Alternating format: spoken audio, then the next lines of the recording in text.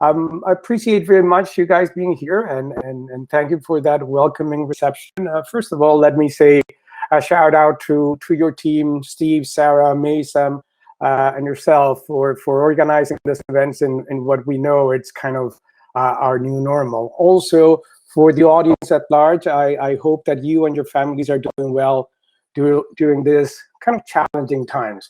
And of course, enjoying today, I guess, our first kind of sunny day after a little cold spring this year. Basically, we'll be together, I hope, for an hour or so. I appreciate very much all the questions. I'll try to be as candid as possible, and as well, as you can imagine in this exercises, and I was experiencing during the term, you feel like a radio host. You have no clue what it's the reactions that you are having. So if you want to just interact with us, I know that we have staff in the background looking at your questions. I will certainly make sure that we address them. We define entrepreneurship at the Hatchery at that framework that we're providing student and external co-founders on how to act on opportunities and idea and transform them into value. And I made a note here, value not only is always financial, it can be cultural and it can be social. Here at the Hatchery, we are supporting any entrepreneurial initiative that may be also for the social benefit, that could be also non-for-profits, as well as for wealth creation.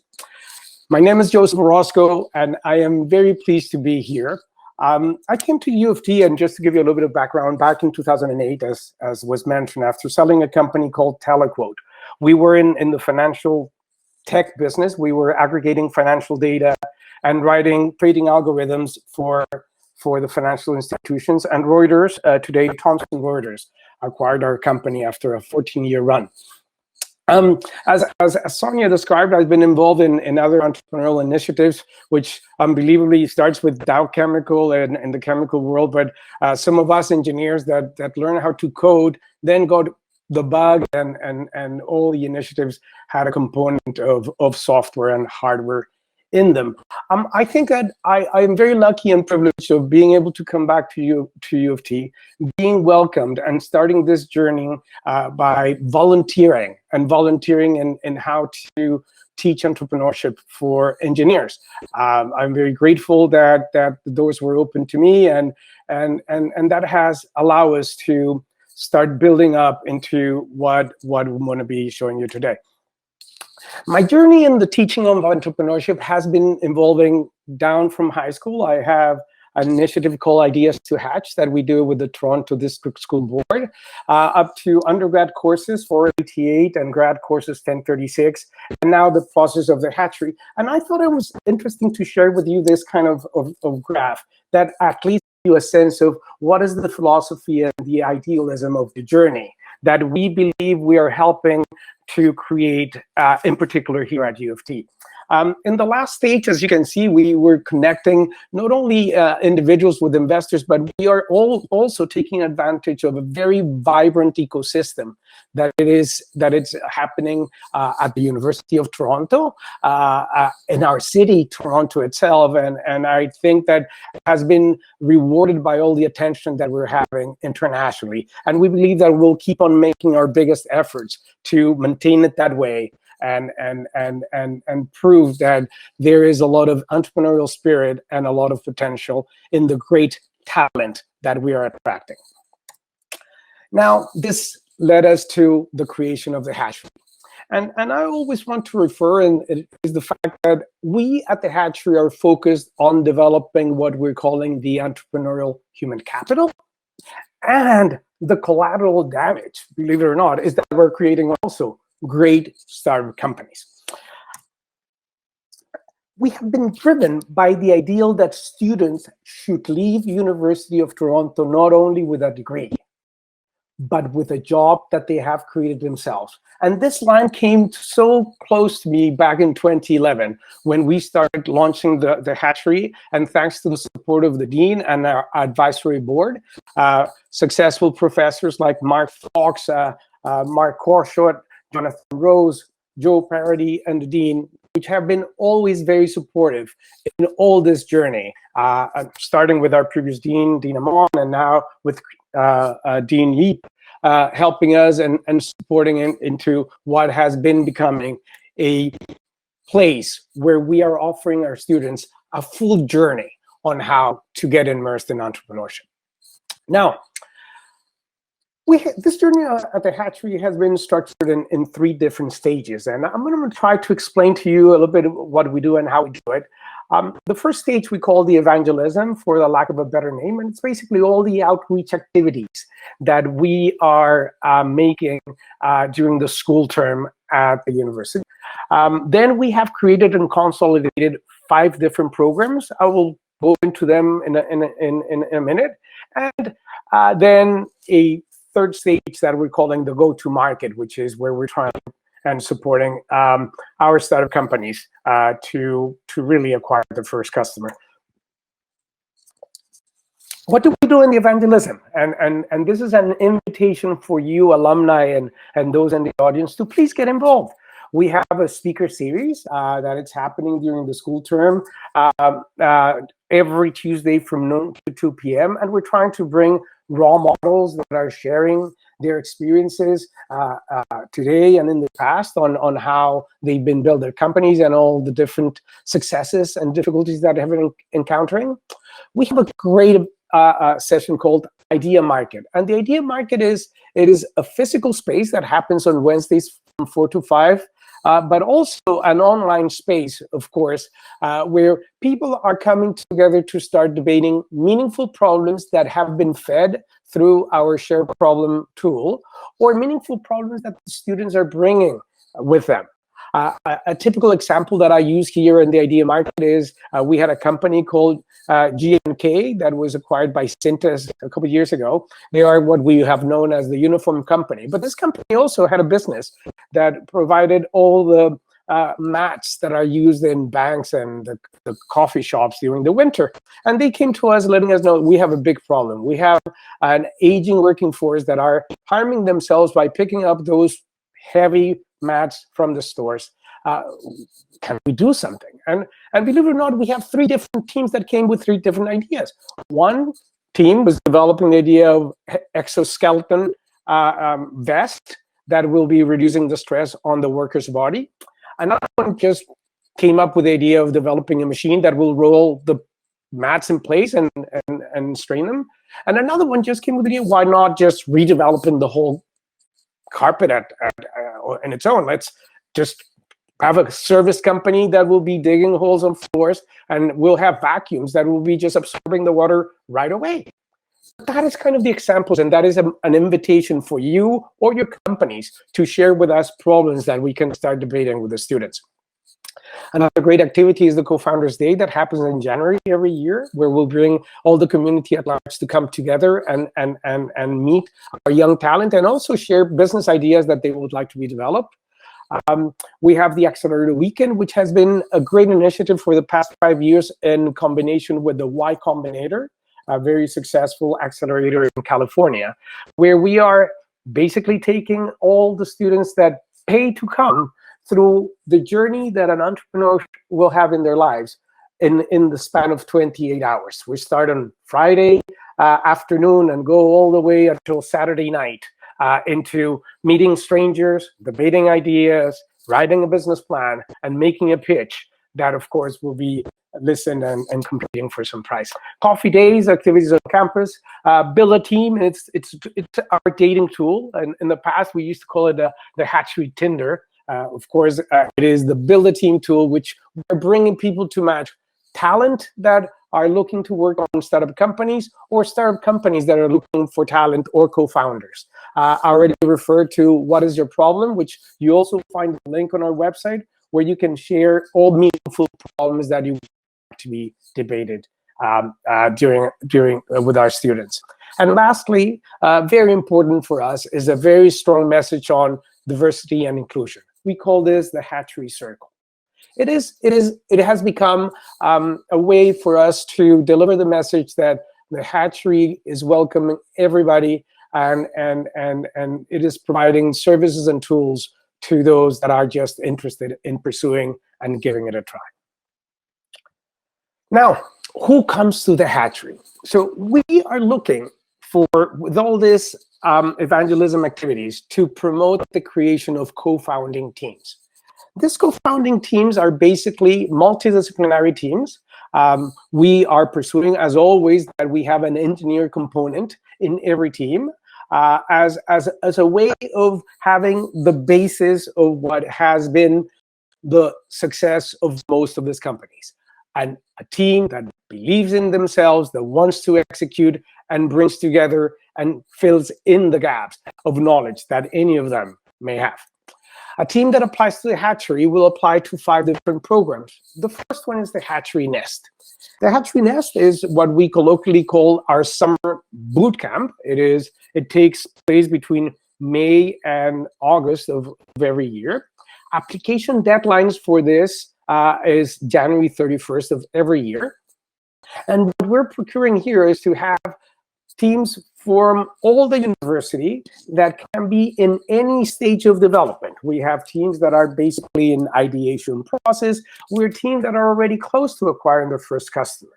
And we will host them in order to make sure that they are defining their business the right way, and that we are acknowledging what are the next steps to really launch the company. The second program that we have created is called the Hatchery Launch Lab. In this case, we have a rolling application, and it's been focused on providing services to graduate students of the faculty, masters, PhDs, postdocs, that may be partnering with professors into the pursuit of using technologies that have been developed in the labs into creating a company. In this case, we've been very lucky, and we have been able to build some investment funds, and investment funds that are given to these teams as grants. We have decided that the model in this case we follow is based on what we call a founder's pledge, basically supporting all the way and making sure that the community or the successful entrepreneurs give back rather than taking any equity, small equity in the companies. Launch Lab, I would say that it is a less volume program. In average during the year, we're seeing more or less 10 to 15 initiatives. And we've been funding in average 3 to 4 initiatives every year. The next program is called Start at Utias and Hatchery. This program is focusing, again, with a rolling application, in promoting startup companies that are funded by Utias master students. For some of us, Utias, University of Toronto Institute of Aerospace, is in Downsview, and again we have created a process based of which we are fast tracking these grad students, and depending on the traction they get and the sophistication of the startup company, we will then direct them into the Nest or the Launch Lab program. The fourth initiative that we have, we call it the Hatchery Social, and it has been motivated basically with the belief that there are already a lot of non-for-profits in the world. And in particular, non-for-profits that are always trying to find ways to manage their information, to be able to generate KPIs or annual reports the best way. So we thought, just leveraging our software knowledge, and we have created a team that is currently working on producing a CRM software that will be offered for free to non-for-profits, so they can start capturing that data that it's so much required to create the best annual reports possible.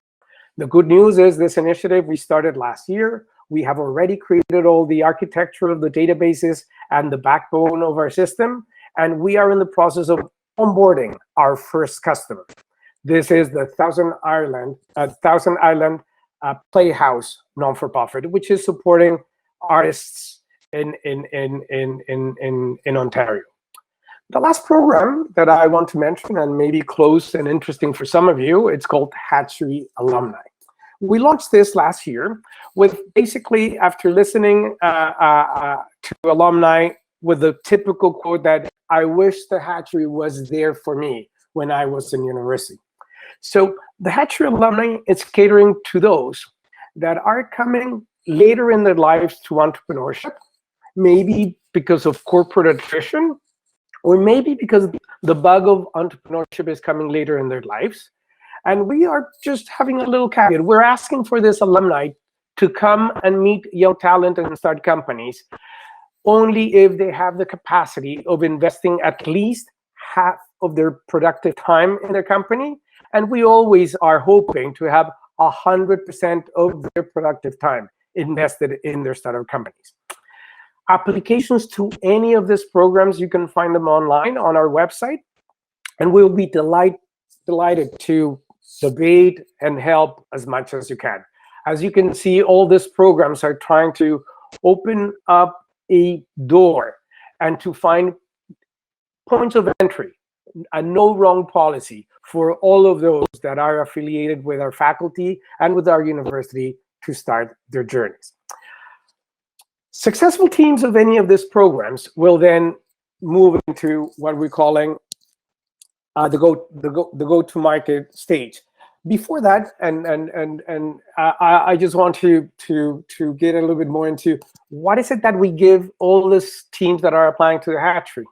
We have developed a concept of an advisory board. These advisory boards are where we are bringing in business mentors, successful entrepreneurs or individuals that have some business experience, technical mentors that are subject matter experts or faculty that are interested in working, and we are hiring MBA students, faculty of law students, and Masters of Innovations of the Mississauga campus to be part of this group that is dedicated on working with each and one of their teams. In the case of the business mentors and technical mentors, they will be working with one team only. In the case of the MBA and law students, they work on a ratio of 6:1, meaning one of them working with 6 different teams.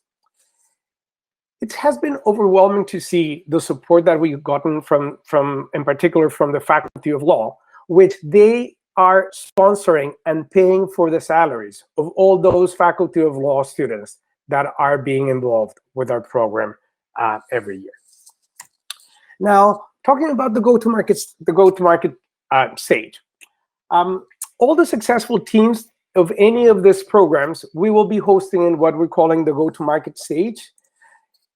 And this is the place where we're offering all the professional services that a real company will need to be successful. So we have partnerships with law firms that are very supportive in providing pro bono services.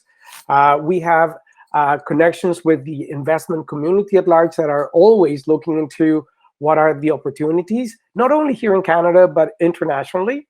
We have accounting services, marketing and branding. We have professionals that are doing shred credits for the teams. We even have a company that is doing human resources management. How would this company look like? How should I define my job descriptions? What should be the company's culture? So all of these professionals will be and are delivered to those that are in pursuit of their first customer and really invested in making their companies a success. As you can imagine, we're not alone in this process of helping entrepreneurs. Our ecosystem, as I've mentioned before, not only at U of T, we have other points of contact. In the business school, we have the CDL, where we have teams that come, start in the Hatchery, go to CDL, and they come back to the Hatchery to keep on building. We see teams that are touching points with Y Combinator in the United States. They touch points with Mars. They go to other investment funded accelerators like Techstars.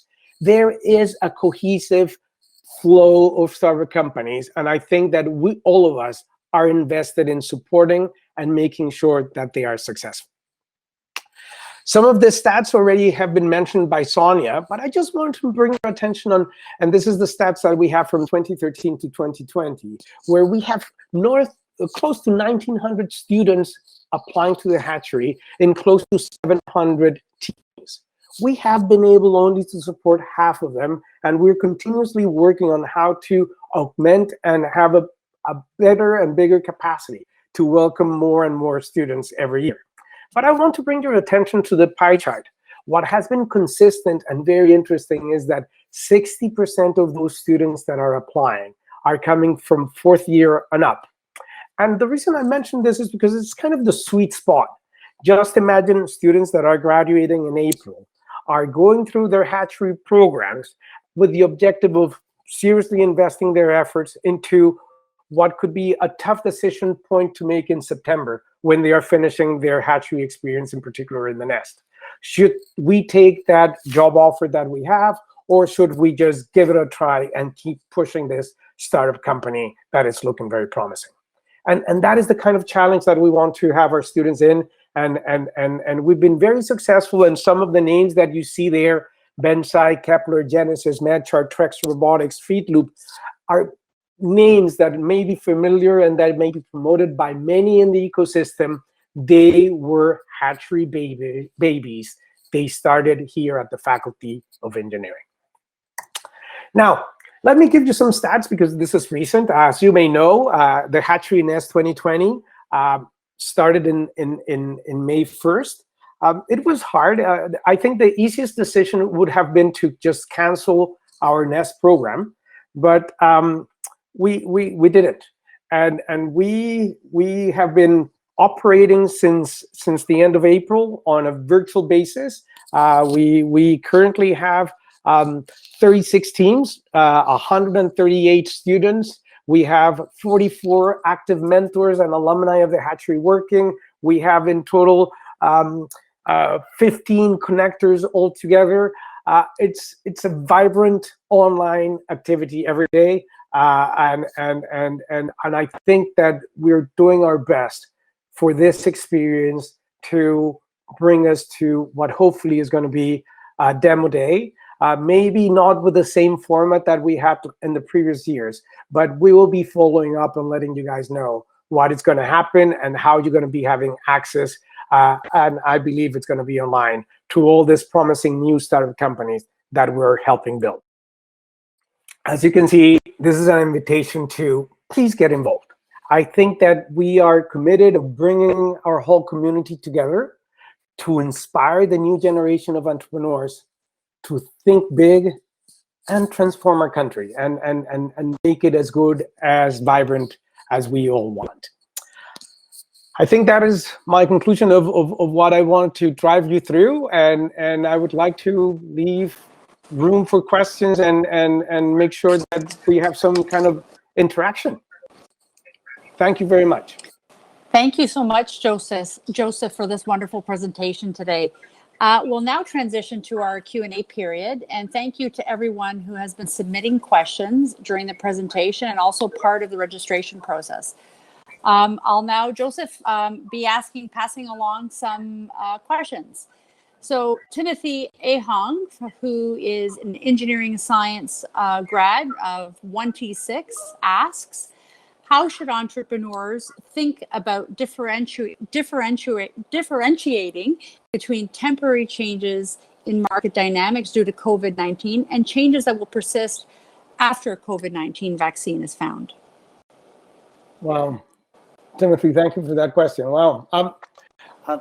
I would like to address that by saying, look, as an entrepreneurs, as we are always need to have what I believe it's an opportunistic mindset.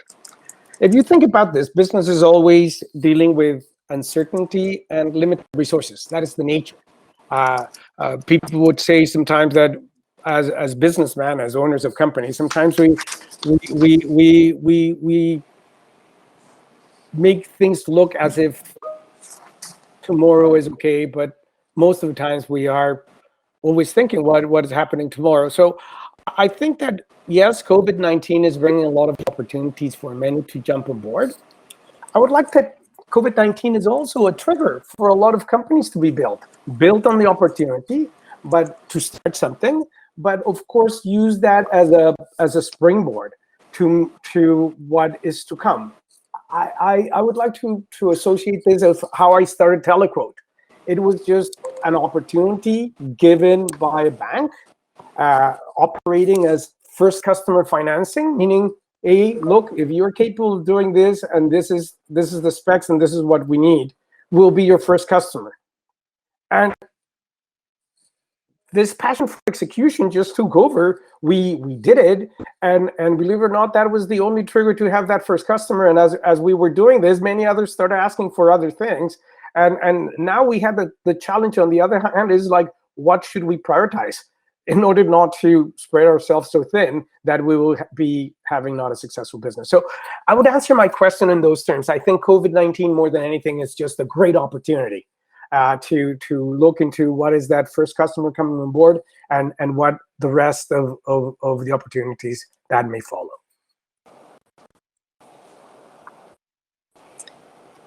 Thank you, Joseph. I don't know if Tim is online, but if you want to text and saying like, if you're okay with the question. We'll hopefully hear back from Tim and see if that was a sufficient answer. We have another question from Paul DeNovo. He's a mechanical 1954 grad, and I also know Paul is a serial entrepreneur. He asked the question, do you actually provide training on how to be more creative?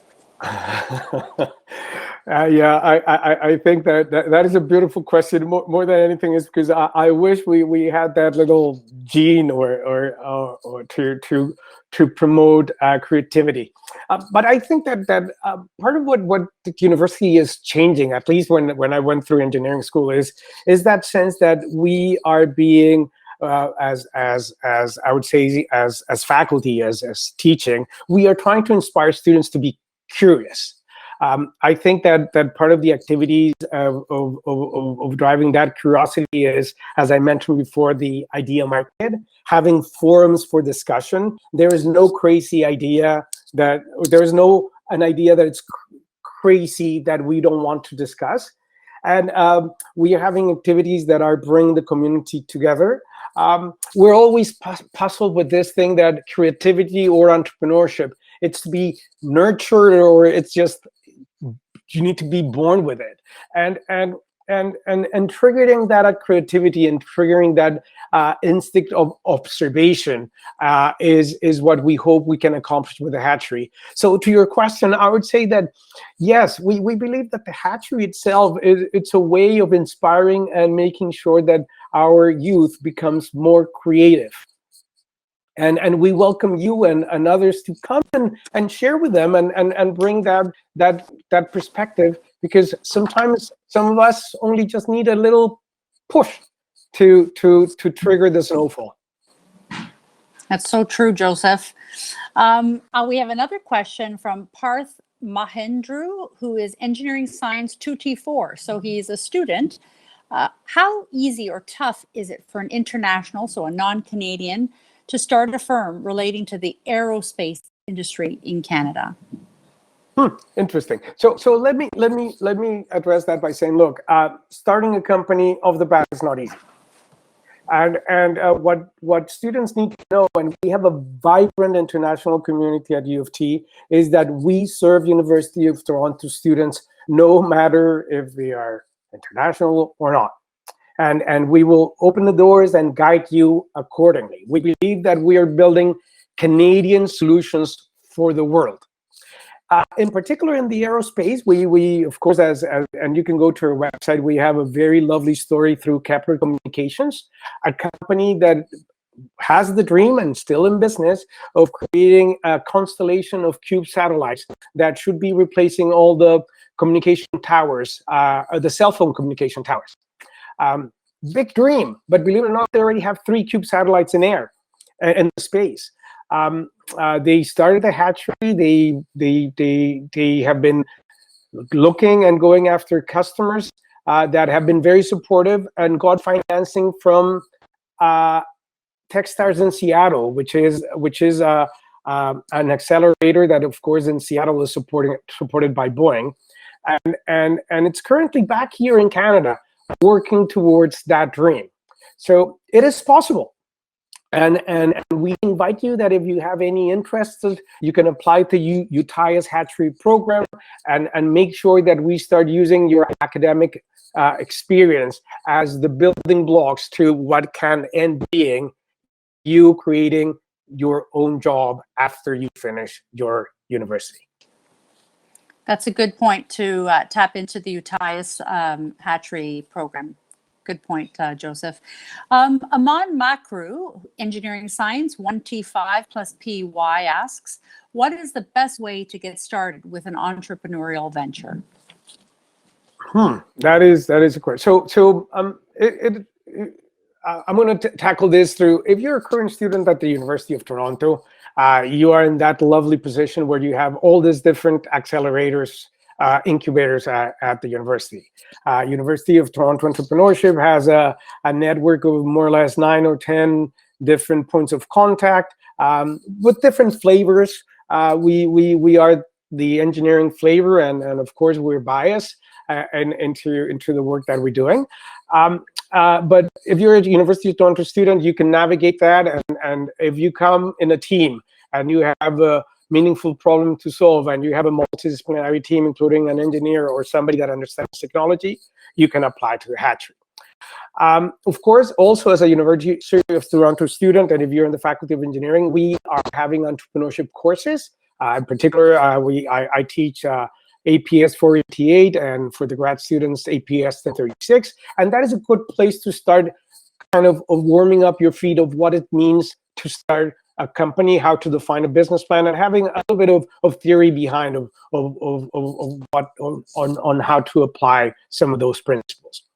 If you are already graduated, we have the opportunity of the Hatchery alumni, but also the City of Toronto offers a lot of points of contact. You have the DMC that is hosted out of the Ryerson University. You have Mars, the different regions. Markham has some regional innovation centers. So believe it or not, there is a network that it is looking for those that are interested and helpful. So if you have further questions, please don't hesitate on info@ufthatchery.ca, and we will of course try to guide you the best possible.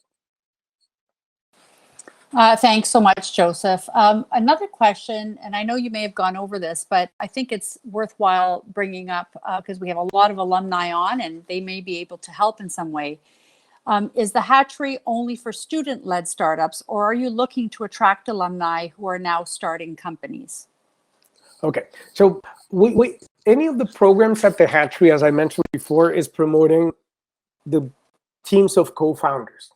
We are not naive in the sense that all the co-founders can come from other places different from U of T. So we have agreed, and we see a lot of teams where we have external co-founders, and we make the point that if they are external co-founders, we want to know that there is a meaningful equity position of the U of T students that are currently affiliated with the university. The reason we are doing this is because in the past we experimented with a different model, and then it ended happening that there is a lot of interest of having external co-founders involved while they are keeping a very high percentage. They're trying to use our talent just as plain labor. So we do invite external co-founders as long as they have a very small position in the equity of the company.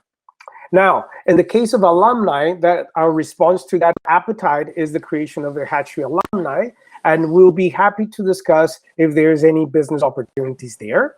And as you can imagine, I mentioned before, we're trying to make sure that the alumni that comes to the Hatchery program are those that are interested in investing themselves in their companies. We don't have to, we cannot support at this time part-time entrepreneurs or individuals that have a full-time job and want to have this on the side. Because as you can imagine, we are investing a lot of effort and in trying to help, and nothing happens on its own. And success is about execution, and execution only happens when you're really committed.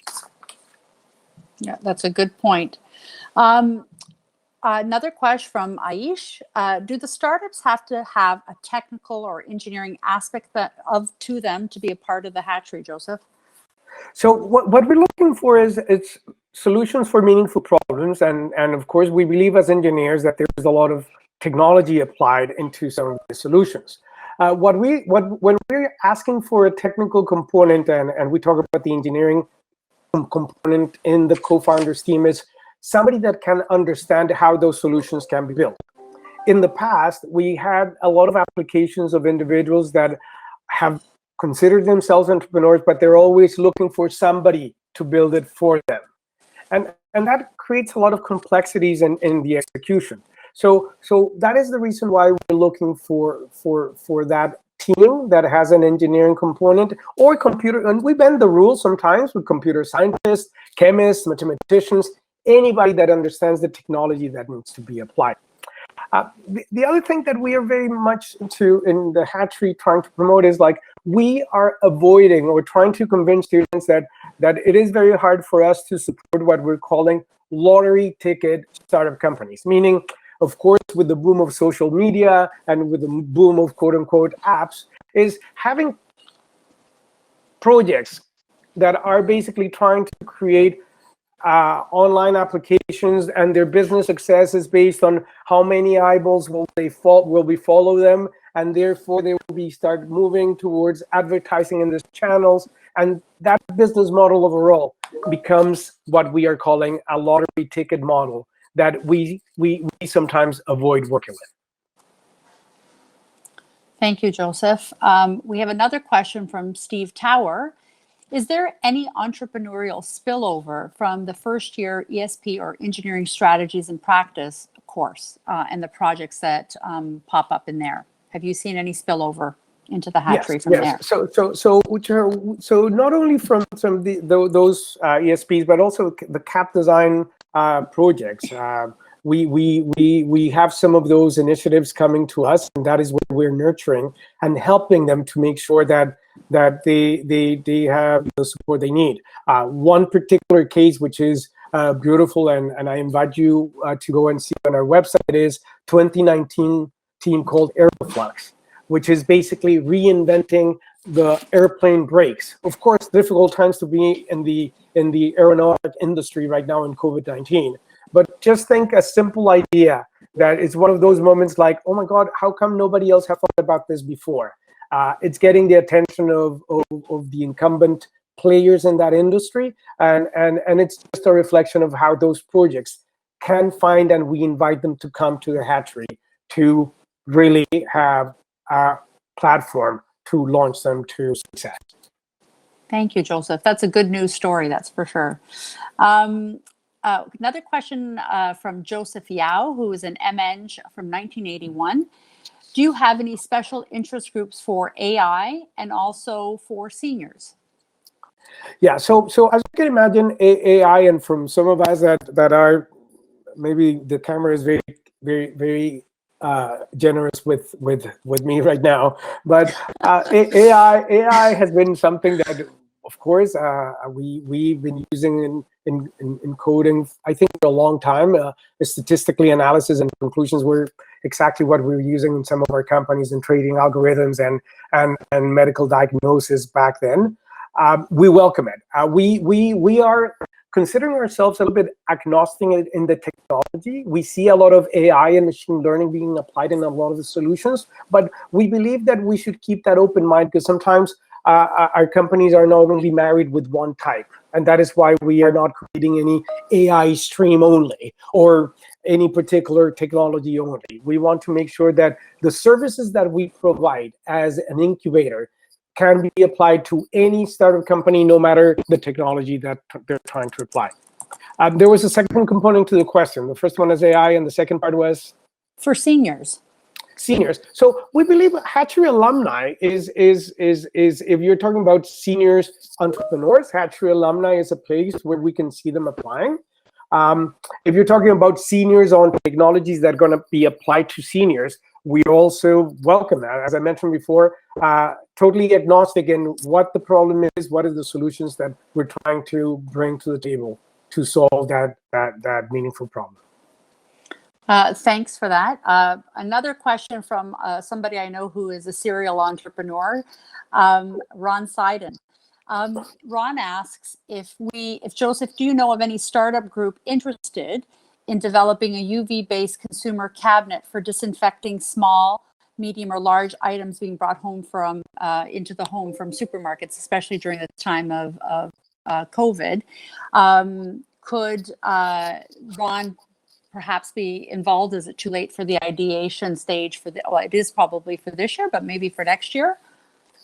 Ron, first of all, kudos to Ron and his successes, and also his generosity in helping and always investing time with us. To your question, I would say that with the opening that I gave into entrepreneurship needs to be opportunistic. I think that we should be sharing this idea and seeing if we have some students interested. By the way, we can use this forum. We have close to 60 individuals. If anybody is interested into applying to the Hatchery and giving it a try, happy to accommodate and make sure that we provide the resources as needed. It may not be into any of the current programs that we're offering, but it is something that is meaningful, and I think it's very appropriate to give it a try. So Ron, happy to give it a try. That's wonderful. Joseph, are you okay with us sharing your personal email, like your work email, in our follow-up message? Yes, please. I put it. Yes, please do so. You can use the joseph.orozco@ufthatchery.ca. I also shared it on my slides. So if people are getting copies of the slides, they have my information there. Wonderful. And one final question. I know one of the things that we look forward to, being residents of the MyHall Center and part of the engineering community, is the demo day that happens every fall. With all that's happening now, because the demo day, we engage hundreds of alumni and friends and students, sharing the most exciting ideas that have made it through various checkpoints over the course of the spring and summer. How do you see this unfolding in the fall, Joseph? And will it still be happening? Yeah. So I referred to it a little bit at the beginning. We're very much looking forward on having a demo day. How this demo day is going to look like, we don't know. I would like to say that due to what we're seeing is the social distancing policies that we have to adhere to, maybe it will not have a big audience format at the MyHall Center, but we will be relying on technology. We will be able to broadcast it. We will be notifying all our community that it's happening, and as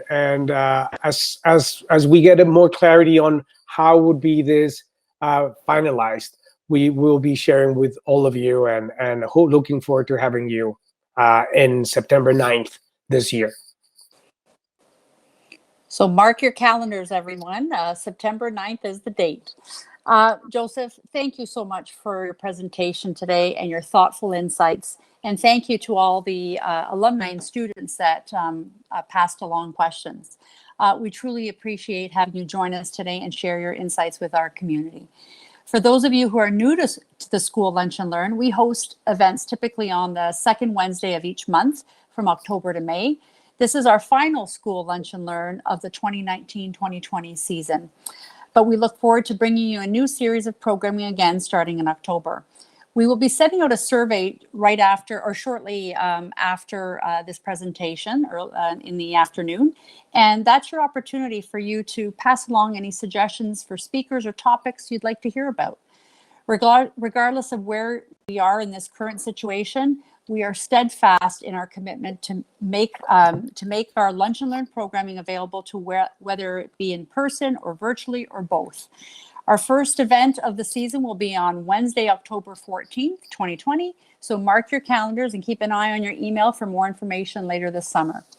And if you haven't had a chance to sign up yet, our next alumni event is our alumni COVID-19 discussion panel on May 27th. This event will be featuring 3 alumni who have used their engineering education to develop innovative solutions during the COVID-19 crisis. This free event will be live streamed for all alumni, and we'll be sharing more details with all of you following today's event.